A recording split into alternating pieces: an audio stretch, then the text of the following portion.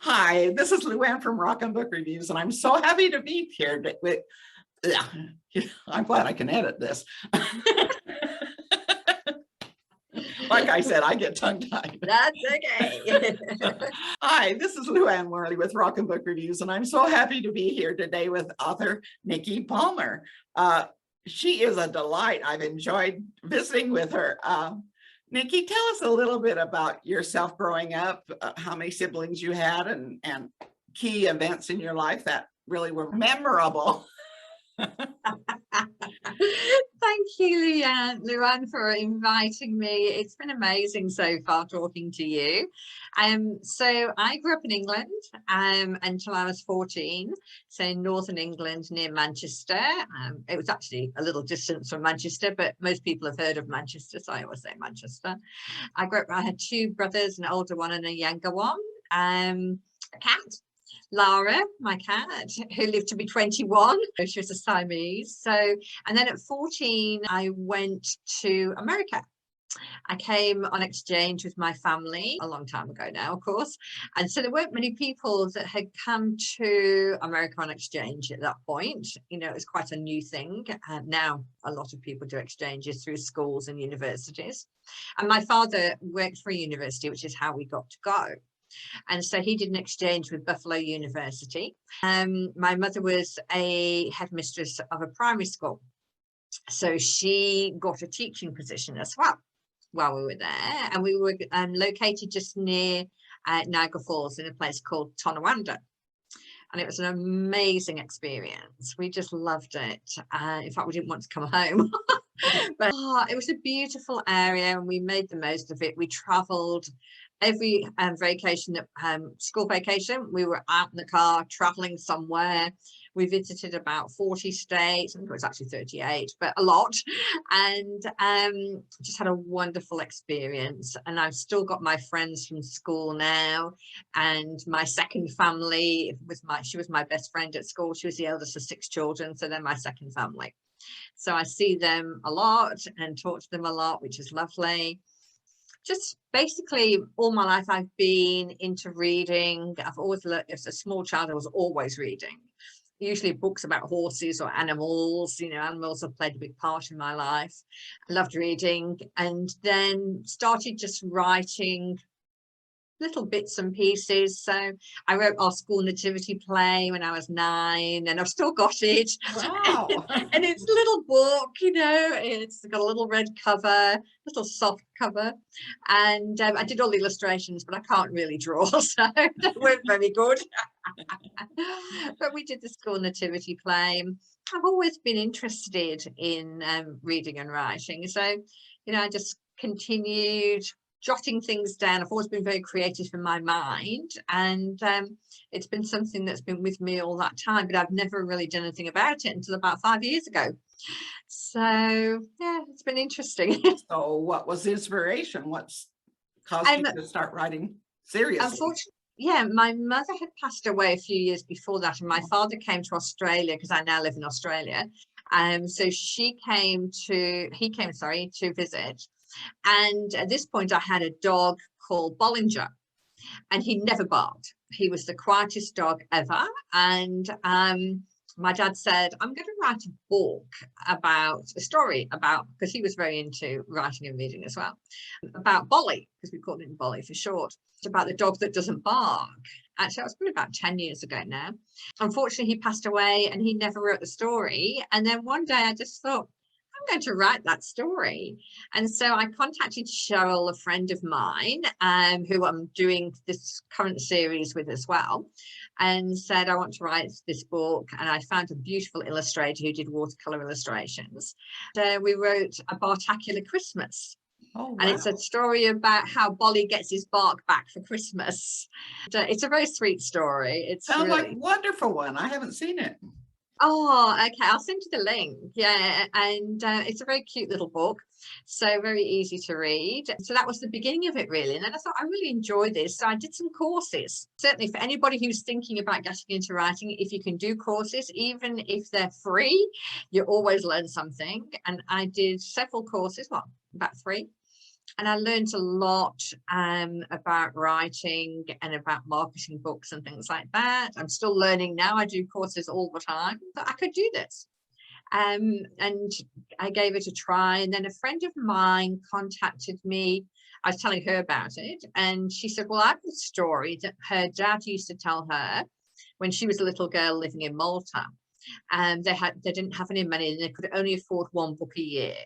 So they would go and buy a book every year. That was their big treat. And there was, I think it was about 7 of children. But her father had an amazing imagination, and he would tell them stories. And the story that she liked the most was about a fairy who fell from the sky. So then I created that one. That's called Florella's Broken Wing. And it tells about how Florella is, she's a flower fairy, and she's tending the flowers and things like that. But she gets very tired. So when she's flying back to fairyland, she falls out of the sky because she's falling asleep. On the way down, she breaks her wing. And so she is lost in the forest, and all the little animals keep coming by, but no one can help her. That one is most beautiful illustrations. The girl who did that one is from Vietnam, and they're watercolors, and they're in the same kind of vein as the books when I was growing up as a child a long time ago, where most of those books were watercolors. They're not the vibrant colors that children see nowadays. It's just very soft, very gentle. And in the story, eventually a spider weaves the silk to mend her wing, but then she's got to have the confidence to fly, which he then gives her the confidence. He talks to her, believes in her, and eventually she tries and she can fly back to fairyland. So how many books do you have that you've written? I think about 9 now, of different ones. And then I've done some gratitude journals, because that's something that I'm very big into. Gratitude's a very big thing for me. And so I've done a couple of those. When adult colouring books became very popular, I did some adult colouring books as well. And in fact, I did probably what was the first left-handed colouring book on Amazon. It took me about a month for them to accept it, because it looks like it's printed back to front. Had a lot of going backwards and forwards with KDP to print that, because they weren't going to accept it at first, because obviously the front cover's on the back, and, and it opens that way instead of this way, and yeah, it took a while. So yes, I've got quite a few things on the go. That's wonderful. So what did you do before you started writing? Well, I still work as a recruiter. And so I've worked in recruitment for 20 years. When I left school, I worked in retail. I loved it because I am a people person. I'm not very good on crowds, but I like people one-on-one. But I love retail. I like helping people. So I worked in boutiques, where you could help somebody find their great outfit that they felt really good in. It was always in fashion that I worked. And then about 20 years ago, I needed a change, and I'd always enjoyed recruiting when I was working in retail. So I thought I'll become a recruiter. And I love it. I love helping people get great jobs, and companies get great people as well. It has its challenges, obviously, but it's wonderful when somebody writes to you a year later and says, this is the best job I've ever had. Thank you so much. Mm-hmm. It makes me feel really good that I've helped them through that process. That is a wonderful feeling. So your bestseller books. Beans books, yes. Beans with a Z. I hadn't heard of them, but they sound so interesting. Tell us about them. They are. So I was going to write a book. Well, I started writing a book with a lady for children with cancer. Unfortunately, there was a few disharmonies between us, so that didn't work out. But what I did was I used to belong to a personal development group, and I was telling them how disappointed I was. I'd put all this effort into it, hundreds of hours of work. So one of the men in the group said, oh, well, I'll do something with you. So that's Tony Densley, who I do Beans books with. So we got together, just brainstormed some ideas about the name. When did you come up with that name with a Z on it?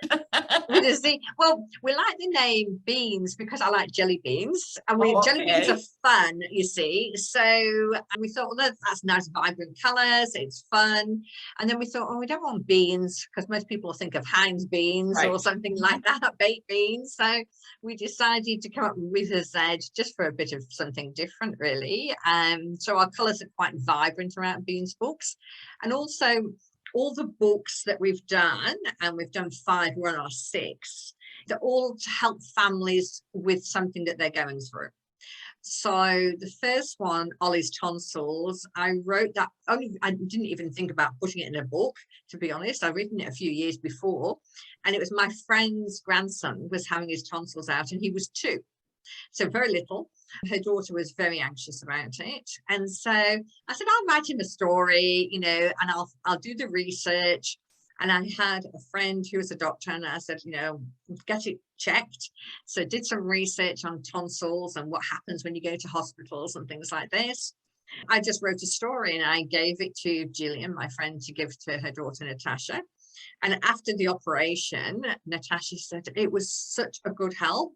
It really put my mind at ease. Everything that you said was going to happen happened, which doesn't happen in every hospital, obviously, but where she went, it did. She said, I think you should put it into a book to help other families. And that's really how we started. That's wonderful. So Ollie's Tonsils has been a bestseller for 5 years. In different countries, it goes up and down the charts. But when we first launched it, it took about 12 months for it to become a bestseller, and then it was a bestseller on Amazon.com for 8 months in its category, Visit the Doctor. Wow. And people, what I like about it, now we've got 140 reviews, most of them are 5 stars, some are not, but most people say it's been so helpful, and it's helped put their child's mind at ease, and that is really all we could hope for, is that it helps families.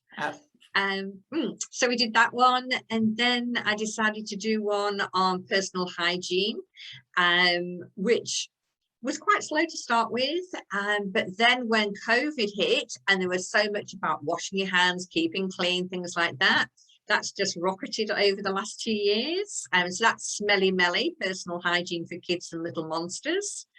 And Smelly Melly's a monster who starts at a new school and no one wants to be his friend because he smells, so, and he's not washed his hair, or he's got very dirty clothes and things like that. So 2 children take him under their wing and teach him all the things. So it's like little chapters, which are only 1 or 2 pages, about lots of different things to do with personal hygiene. So, you know, having a bath or having a shower, washing your hair, cleaning your teeth, blowing your nose properly, keeping your hands clean, you know, all of that kind of thing.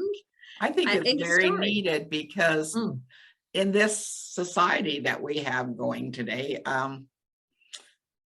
it's lacking with manners and with good habits. So. It is, unfortunately. I mean, a lot of people have tried harder, I think, with COVID to keep their children clean and healthy, because, you know, they don't want them to get COVID. There is something positive to everything. Yes, that's one of the positives of the situation we find ourselves in. Right. So we did that one, and then we did Alice's Wonderful Hospital Adventure, which we thought, if people don't want to buy something about tonsils but still want the information, and that had come through in a lot of the reviews, people had said, oh, I bought the book, my son was having his appendix out and I thought it would still help. They bought all his tonsils, even though he was having his appendix out, not his tonsils. Right. Because it goes through the smells that it describes the smells, it describes the sounds that they will hear, the noises, what people look like. You know, as an adult, we go into a hospital and we don't think of anything, you know, people looking like they're wearing pajamas. But for a child, it must be a bit disorientating. You walk in expecting someone to be wearing proper clothes and they're wearing what looks like pajamas. Why are they doing that? Well, I remember as a young adolescent going to the hospital for the first time that I remember, and it was kind of horrifying, all those smells. It is, it's very scary. Yeah. So we've done, so we did Alice, so that people, if they weren't having their tonsils out, could get that one, which is just a general hospital book. And then I had a friend whose grandson was starting school, and he's a very delicate child, not very confident, a beautiful little boy. I wrote one for him called Riley's Magic Shield, and that's about starting school. And Riley is the character. His grandfather gives him a box which has a magic shield in it, and only Riley can see it, or people that love Riley, but it's there to help him when people are mean to him. So he takes the magic shield to school, and if children are mean to him, he can put up the shield and it doesn't hurt him. And it gives him confidence until he can make friends. So it's basically about starting school and making friends. And that's a sweet little book. So again, it started off as a story, and then we decided to turn it into a book. And then we've done one called Everyone's Different, and That's Okay. And that is just highlighting lots of differences between families, children, both physical and mental, emotional differences. Even having, people that live in very large houses to opposed to people that live in a hut or are homeless, but it's all about acceptance. Right. And going through with children about how to accept the differences in others and not be judgmental. So we did that one a couple of years ago, and at the moment we're halfway through the illustrations. We've done the writing for this one. And it's called, well, we actually haven't finished the title yet, but at the moment it's called Big Red Bus. It is to raise funds. All the profits for this one will go to the Kidney Foundation. So my younger brother was born with only one kidney, and that was only a third of its size. So he was on dialysis for a number of years until he passed. And then I read about in Australia, I don't know if they do it in America, but in Australia, the Kidney Foundation in Victoria and New South Wales have these kidney buses where they go to a holiday destination and the bus is there for a month, and they can have their dialysis while they're on holidays, because that is quite challenging. Wow. For people. Yeah. Because especially with COVID, trying to get into a hospital that's not your hospital for dialysis is a challenge, because they're always so busy anyway. You are part of the TG Star group. Yes. Correct. What is that group? So TG Star is 12 people. Some are girls of 14, 15 and their mothers, and some are Cheryl and I, a couple of marketing people. We created TG Star. My brother that passed, TG are his initials. Oh. And Star, just because we wanted it to be something bright in the world of bullying, because bullying is quite prevalent, unfortunately, in this society. Unfortunately, yes. Yes, always has been. I remember as a child, having that problem, being bullied, and it's always been a big problem, and it's getting worse. Worse. It is. Well, with cyberbullying. TG Star, we've done one book so far, which is If Grace is Dead, I Killed Her, which is quite a brutal title. The reason we did that was so that it made people stop and think. So people that bully would stop and think, this could happen. I could potentially kill somebody by my actions. And it has happened a lot, which is why I came up with that title, because we had in Australia a young girl, Dolly, who unfortunately committed suicide at 15 because of cyberbullying. And when I read about her, she was a beautiful girl, and she was away at boarding school when it was all happening, and she just couldn't cope. And it's, a horrifying thing for any family. And so we created the first one, If Grace is Dead. It's actually a trilogy. So If Grace is Dead tells the story about how the bullying happens, and the school and the events and things like that. You have one of the books with you? There it is. Oh, it's a bit blurry. There we go. That's better. So If Grace is Dead is part of the trilogy. So the story is the first one. The second one, we've just finished the first draft, and there's still quite a lot of work to do on it. That's called Almost Broken. That's the story of the recovery of the victim. So she actually doesn't die, thank goodness, because I didn't want to go that far in the first one. And then the third one is the story of Maddie, who is the girl on the front cover. She's the bully, and it's about how she recovers and learns the lessons to be a kind person rather than a bully. And in all three of these books, there is what I call the golden phone, which helps the girls through their journey. And the golden phone is a kindness phone. So what I'm hoping is that somebody like Elon Musk or Bill Gates or somebody goes, well, that's a good idea. Why don't we just have a phone that all people can do is just be kind to each other? And it blocks any hate, any nasty words, any nasty texts, any images, just blocks everything out. Now, some people won't agree with that because they'll say it's censorship. But I think as a parent, if you could have a phone that you knew your child could do no harm, but nobody could hurt them, that would be a great thing for parents to have. So the golden phone is in all three books, and it also works on neuroscience and the girl's subconscious, and shows them videos of if they go down this path and do this deed, what will happen. But then also show them options as well. So if you do this, this happens, but if you do this, you'll have a much happier life, and that person will be happy. So there's a bit of an intrigue in there as well. The reviews that I've had with If Grace is Dead, it's one of those books people can't put down. They like to see what happens, you know, all the way through to the end, because they don't know till towards the end about Grace and what happens to her. So I'm hoping that the same will be with Almost Broken and the third book that we don't have a name for yet. And this is not a child's book anymore. It's more of a adolescent. No.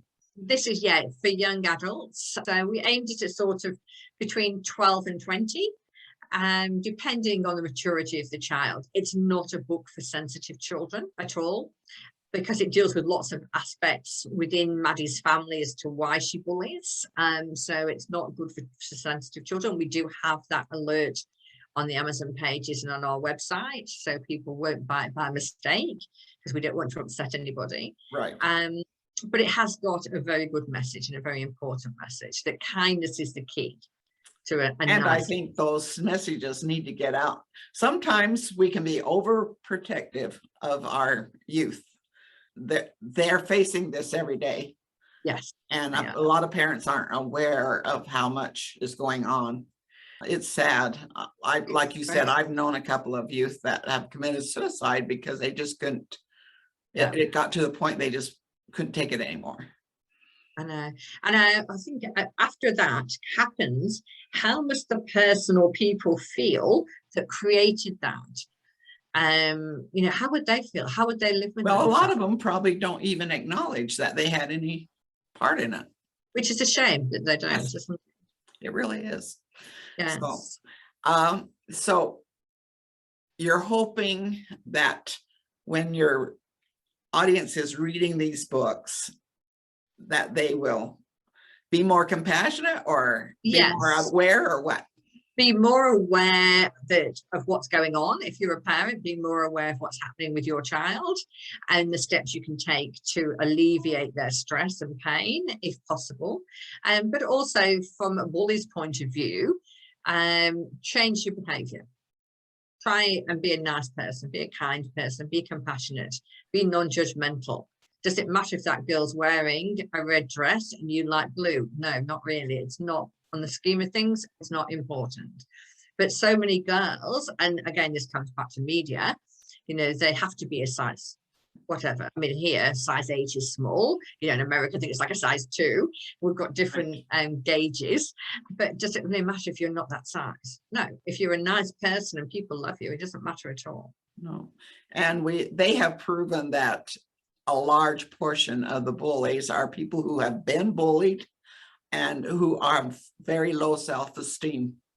Yes. And so I've actually got in my mind another 3 books, which actually I was going to do first. They sort of came to me first before If Grace is Dead, but I put them on hold until I did these because this seemed to be more urgent. And they are, again, all got something golden in them. I have this thing about gold at the moment. So one is for small children, mainly very small girls, about self-esteem and their image and having confidence from being sort of 4 to 8. That was the one that came to me first, I think, because I've got younger godchildren and things as well. And then the other one is for girls probably 16 to 30, because a lot of those girls are so beautiful and they do not realize it. They Well, see images that's of very what they common. should Yes. like.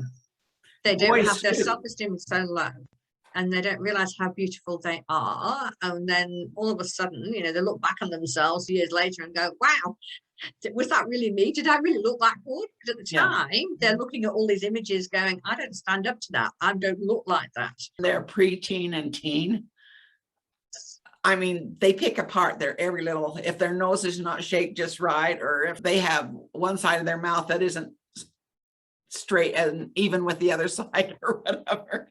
They just pick apart little things, you know, in themselves. And so a lot of it is because they've been told by other people who have no self-esteem and were jealous. Yes. That, you know, all these things that aren't true. A lot of times we're told things by people we respect or like a lot. Yes. And we believe them. And we build upon it in our mind. And so I think this is very important to have more books out on self-esteem, self-worth. And the last one of the three is for women our age. So women that are sort of mid 40s to mid 60s, and maybe have gone through divorce or a death, and you know, with their relationship or whatever. Right. A lot at the moment, I don't know about in America, but here in Australia, we have a huge problem with women in their 60s being homeless. Because they've got divorced, you know, they don't have any superannuation because they were at home raising their children. And, you know, their financial status is not very good. Life is very expensive here in this country. So, yeah, and a lot of them do not have self-esteem, again, and confidence. They don't realize, you know, what a wonderful life that they have had in terms of impacting on other people, because they see their situation as being horrible, which it is. So that's about helping women our age, again, with their self-esteem and confidence. And we can't underestimate just calling somebody or talking with someone and saying kind words. Yes. Sometimes that is a shot in the arm to someone, you know, to go on because they are down and they're discouraged, and someone says something kind to them and uplifting, and then they feel like they can go on and beat the world. That's it. It gives them that hope. And I think if you haven't got hope, you don't have anything, basically. And all people need is a little bit of hope. And it doesn't take much to help somebody with that.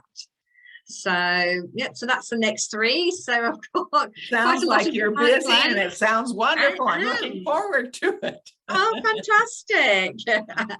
And we are going to also offer a free giveaway. Yes, we are. Of which book?